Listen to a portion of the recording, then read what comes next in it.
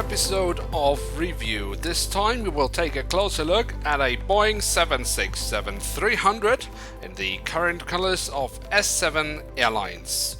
As always, we start off with the box, and here we can see we have on the edge here the writing of S7 Airlines, and then we have the cutout so we can get a glimpse of the aircraft inside.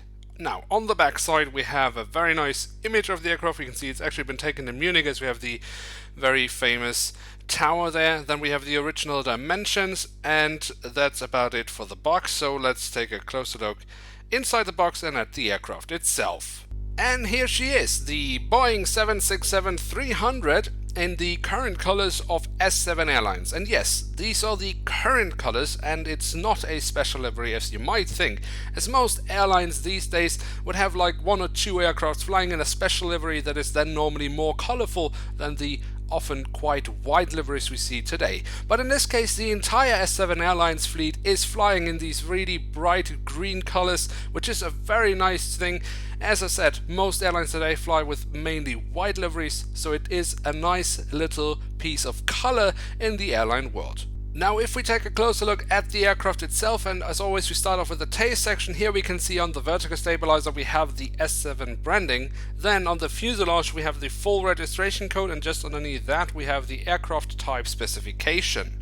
Then, if we move from the back of the aircraft all the way to the front of the aircraft, past these green shadow people, then all the way to the front, we can see again the S7 branding, including also the website address www.s7.ru. Of course, the airline, coming from Russia, also has the Russian flag, which is placed right next to the cockpit windows. And then we do also have the Oneworld logo, as this airline is in fact a member of Oneworld. So as we can see, the aircraft has two shades of green, and this darker shade is on the underside of the aircraft, and of course also on the engine nacelles. And if we then look into the engine nacelles, we can see here the engine with the fan blades, which is also a very nice detail.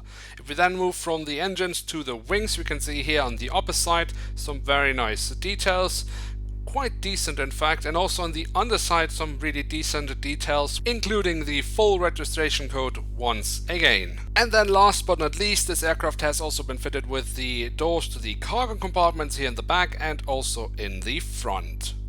So all in all, a pretty decent aircraft model from Herpa Wings. It doesn't have like a spectacular number of details, but it has pretty much the standard details that you would expect from Herpa at this point. I think for me this aircraft model is really living through its green livery. As I mentioned before, most airlines today go with a mainly white dominated livery, so this is really a bright colorful dot in my airliner collection, and that is really why I wanted to have this aircraft.